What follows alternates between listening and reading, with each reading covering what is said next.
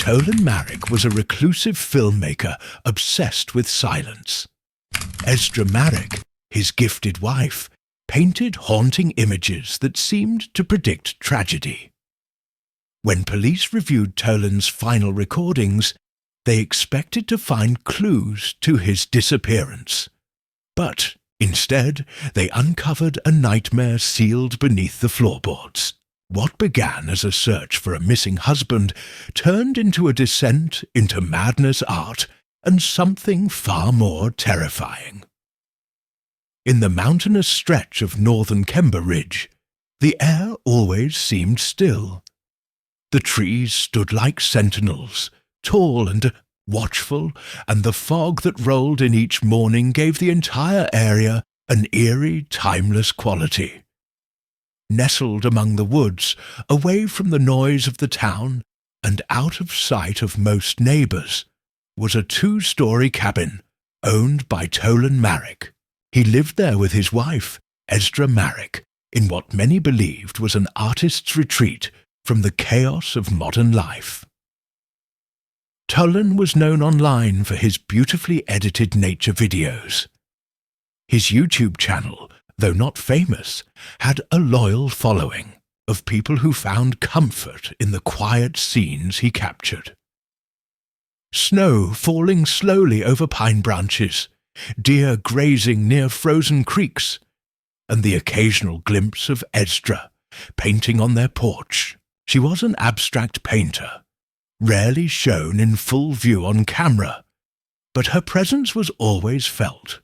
Soft music in the background, a painted hand reaching into the frame, or a faint voice humming to herself. Their life looked peaceful, almost poetic, the kind of solitude people dreamed of but rarely achieved. In the fall, his uploads began to shift. The music stopped.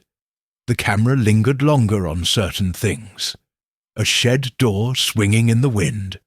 A crow watching from a branch for nearly 5 minutes.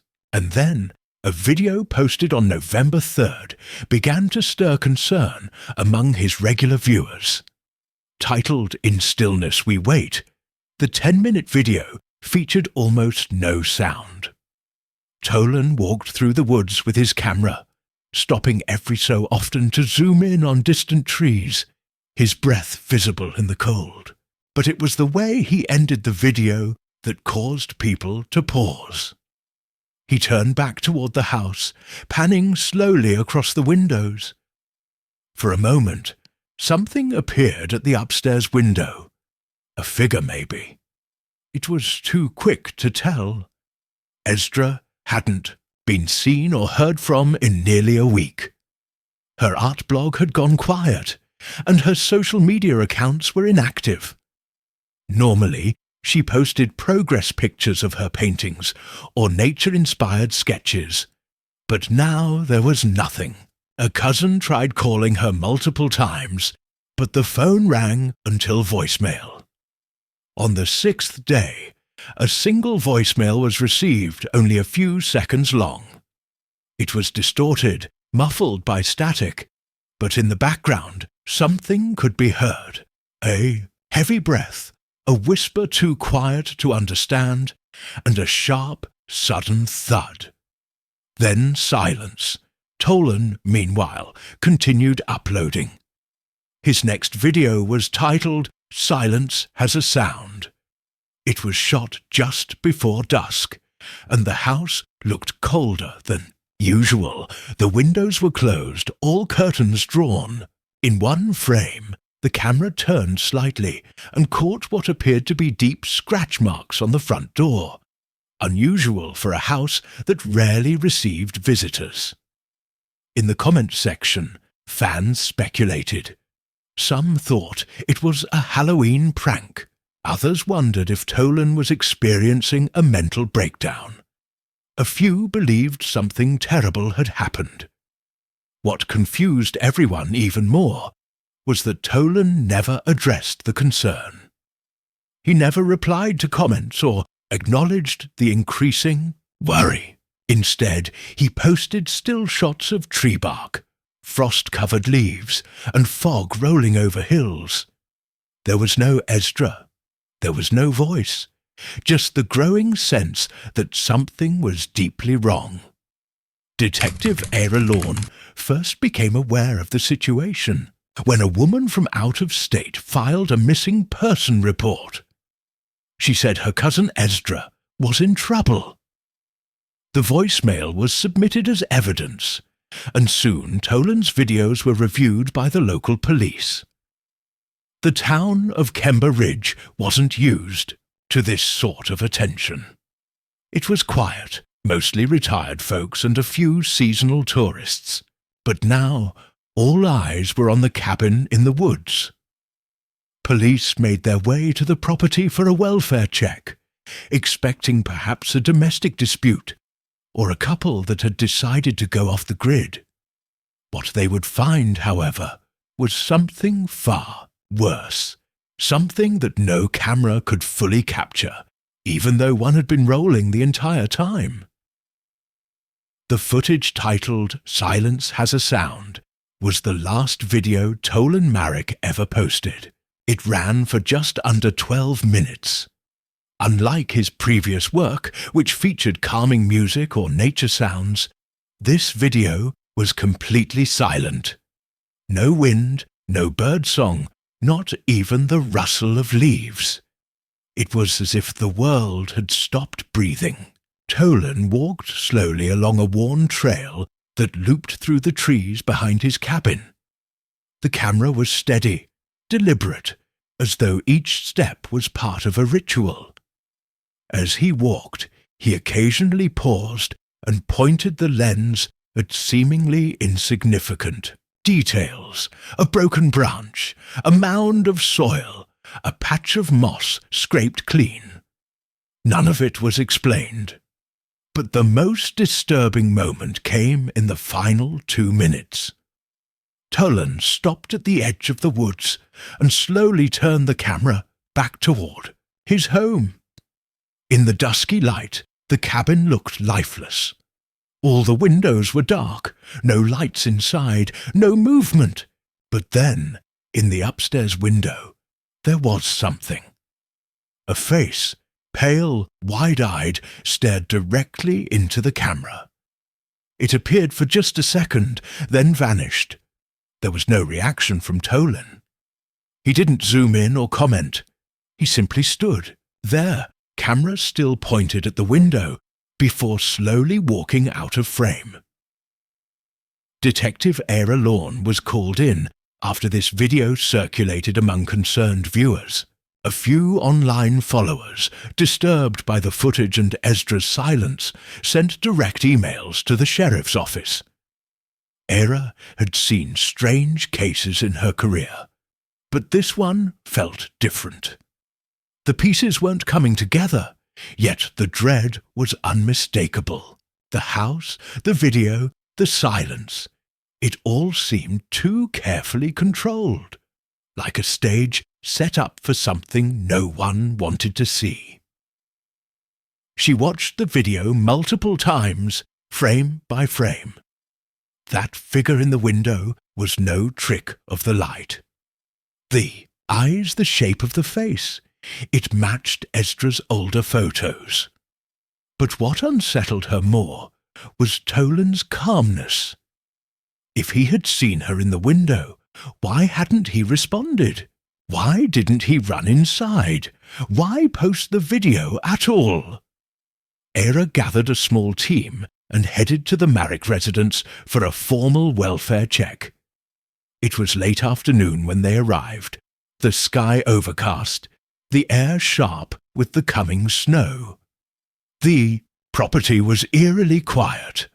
No smoke from the chimney, no sound from the nearby woods. The front door was unlocked, though it showed signs of recent damage. Long, ragged scratch marks trailed across the wood, as if someone, or something, had tried to claw their way in or out. Inside, the house was cold. The power was still running, but the heat was turned off. Cameras were everywhere. Small black, boxes mounted in corners, blinking red. The living room had a monitor split into 4 feeds, each showing different parts of the house. The hallway, the basement stairs, the back entrance, and what looked like a studio. The feeds were live. Something about that made the team uneasy. Someone had been watching. The living room was undisturbed, but there were strange signs throughout. Every clock had been unplugged. Mirrors were covered with black cloth. Furniture was pushed against doors. In the kitchen, a list was pinned to the fridge. It had dates, numbers, and short phrases. Day 1, observe. Day 3, stillness holds. Day 6, transition. Then, just as one of the officers reached for the monitor, the power cut out. All the screens went black at once. Judith, sudden silence was suffocating. The team froze, unsure if they were alone in the house. Flashlights were drawn. Esdra ordered a sweep of each room. Down the hallway, a strange smell grew stronger, metallic and sweet. The basement door was ajar. No light came from below. A heavy sense of dread settled over the group. The deeper they moved into the house, the more they realized that the camera hadn't just been documenting nature. It had been recording something, much darker, something planned. Tolen Marrick had been waiting for them. As the officers cautiously descended into the basement, the temperature dropped sharply. The staircase was narrow and steep, creaking under each step. A faint rhythmic dripping echoed off the concrete walls, making the silence even more unsettling. Flashlight beams flickered across the walls, revealing shelves lined with old film canisters, camera parts, and unmarked cardboard boxes. A strong metallic scent hung in the air, one that all experienced officers immediately recognized as blood. At the far end of the basement, a series of tall wooden crates stood upright against the wall, each labelled with a different date written in smudged black marker. The most recent crate had no label at all. It was partially open, as if hastily shut but not locked. One of the officers, Sergeant Micah Hale, slowly approached and pulled it open fully. Inside, curled in a fetal position, was Esdra Marrick. She was alive, barely. Her skin was pale, lips cracked from dehydration, and her eyes blinked slowly, adjusting to the light after being in near darkness for days.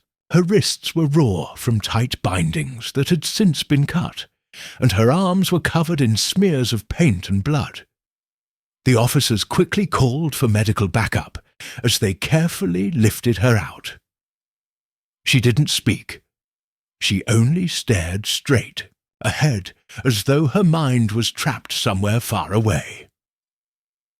As the paramedics took Esdra to safety, Esdra and the rest of the team began searching the basement more thoroughly. Behind a set of heavy blackout curtains, they discovered a room sealed in plastic sheeting.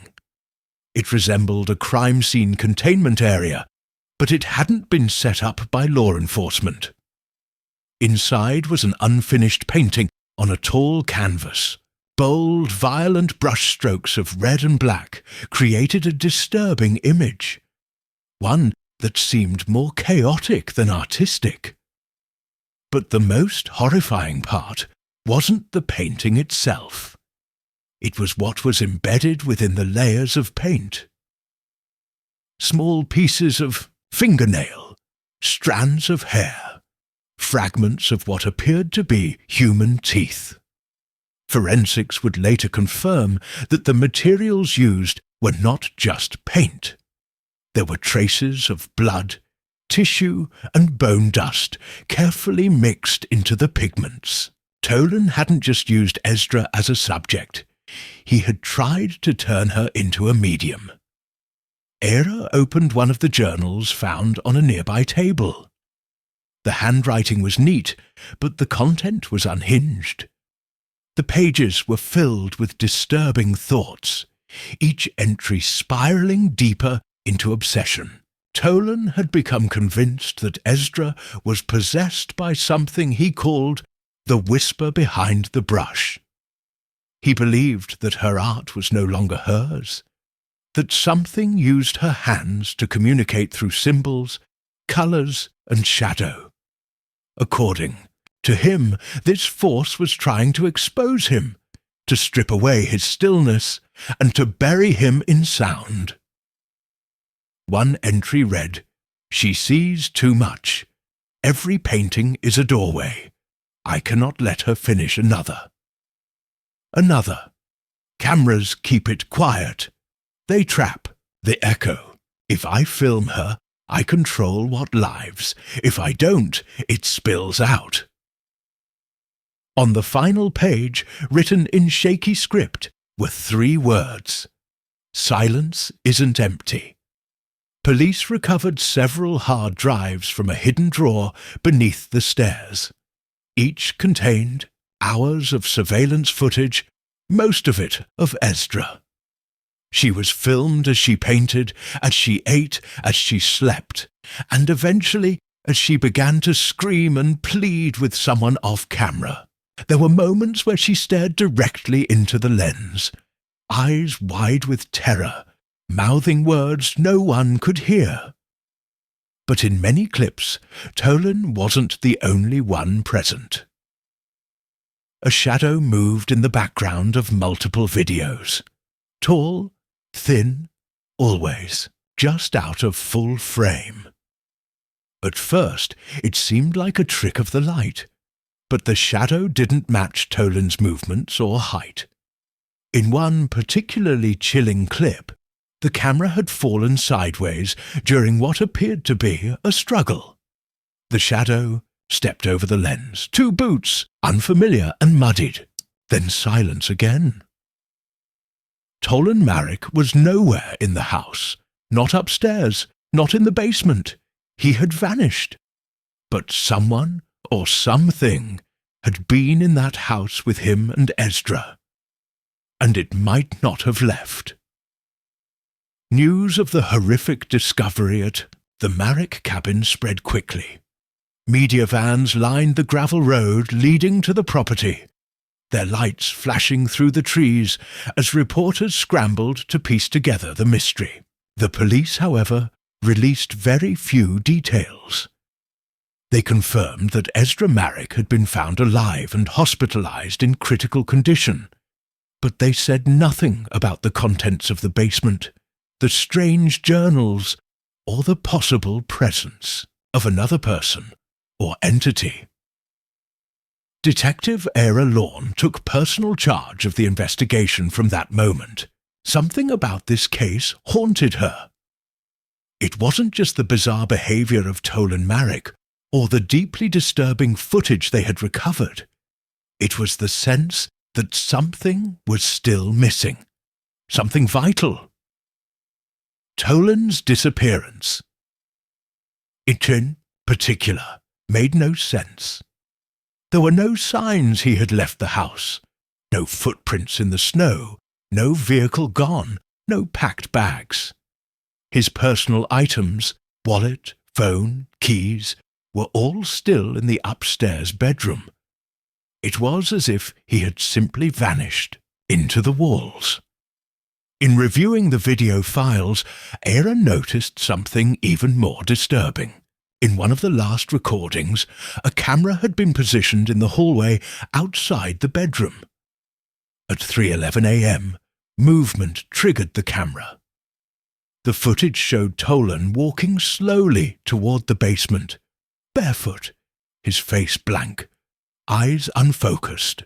He stopped at the door, then turned toward the camera, staring directly into the lens for 11 full seconds. Then he opened the basement door and stepped inside. That was the last time he was seen. But what happened next was even stranger. Exactly 1 minute after he descended, the camera flickered and went black. When it came back on, the hallway was empty again. There were no sounds, no motion, nothing. Investigators examined the wiring and confirmed there were no technical issues. The blackout wasn't a glitch. It was deliberate. A forensic sweep of the property revealed a hidden crawl space beneath the basement. The entrance was tucked behind a shelf covered by old blankets and stacked lumber. When officers opened it, they were hit with the unmistakable stench of decay. The passage was narrow, forcing them to crawl on hands and knees. After 15 feet, the space opened into a circular chamber hollowed out from the earth. Inside were 6 items: a broken camera, a cracked mirror, a child's rocking horse, a bundle of burnt canvas, a rusted lantern, and a small recorder. The recorder had only one file saved on it. When played, it began with static, then a faint whisper that slowly grew louder. It was Tolen's voice, calm but hollow. He spoke about silence, how it followed him, how it watched through Esdra's eyes. Then the voice changed, warped, deeper, almost inhuman. It said one word over and over: listen. Audio analysts tried enhancing the recording. In the background, another voice could be heard. Female, struggling, crying. It was Esdra. This was no art project. This was documentation of psychological and physical torture disguised as creative isolation. Psychiatrists working with Esdra confirmed she was suffering from severe trauma. She hadn't spoken since her rescue, but she drew obsessively. Dozens of pages filled with symbols, spirals, and images of a tall, faceless figure standing in corners or behind doors. She refused to sleep at night and would panic if any reflective surface wasn't covered. The investigation expanded into Tolen's online history.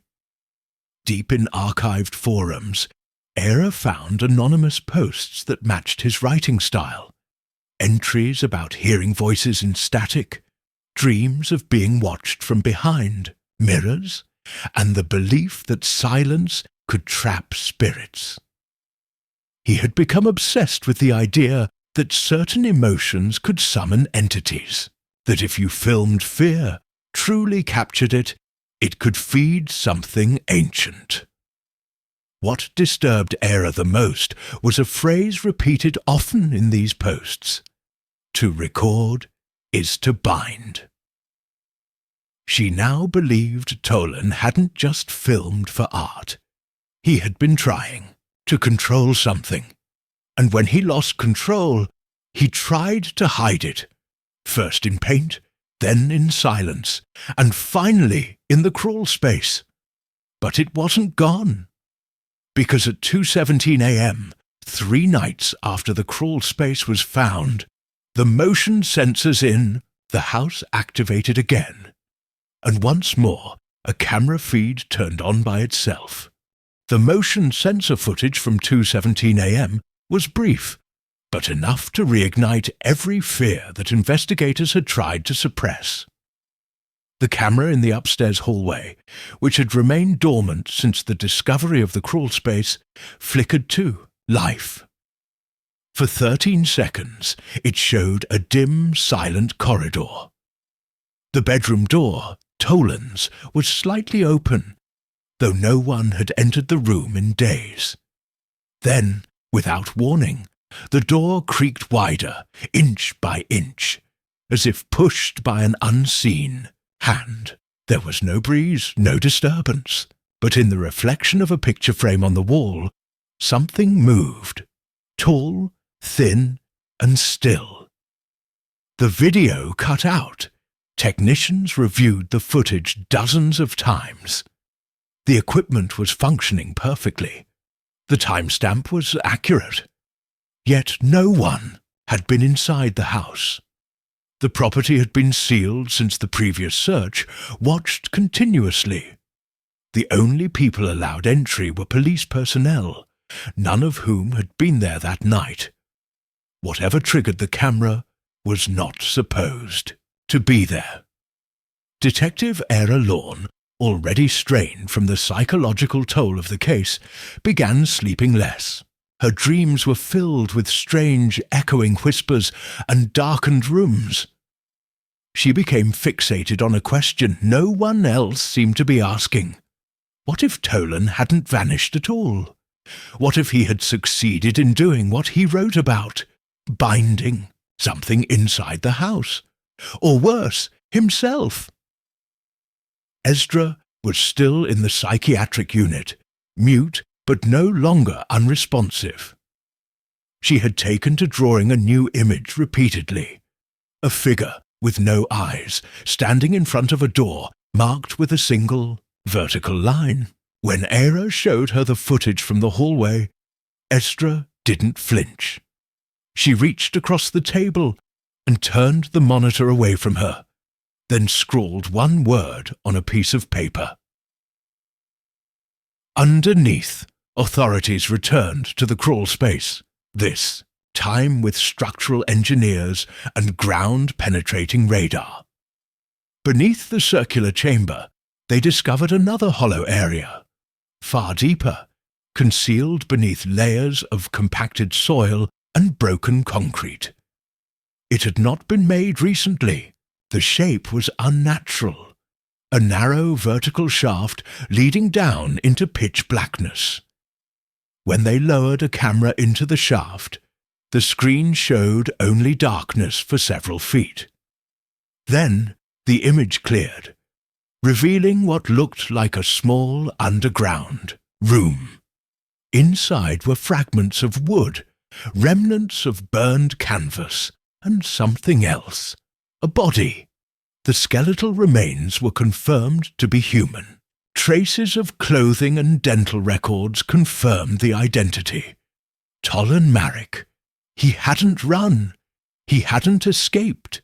He had buried himself. The positioning of the body was strange. His hands were placed over his eyes, and the mouth was wide open. Embedded in the surrounding walls were dozens of lenses, camera pieces, shattered glass, and metal. It appeared he had rigged them into the structure itself, as if attempting to trap something inside that space with him. There were no signs of restraint. Tolen had gone into that place willingly. With this discovery, the case officially closed. The media branded it as a tragic tale of artistic obsession turned madness. Esdra was released into long-term care, still silent, still drawing. The house was boarded up, the crawl space sealed, but some things refused to stay buried. 6 months after the case was closed, a new family moved into a house across the ridge from the Marrick property. They had a 5-year-old daughter, Mira. Within weeks she began speaking, of a man with no mouth who stood in the woods at night.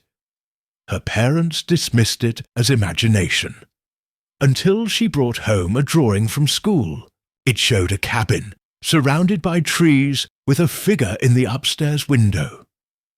The figure had no eyes, and black lines spilled from its hands like dripping paint. Behind it, in the shadows, was another shape, a tall, thin silhouette, watching. The back of the drawing had only one word written in a shaky, childlike scrawl. Listen.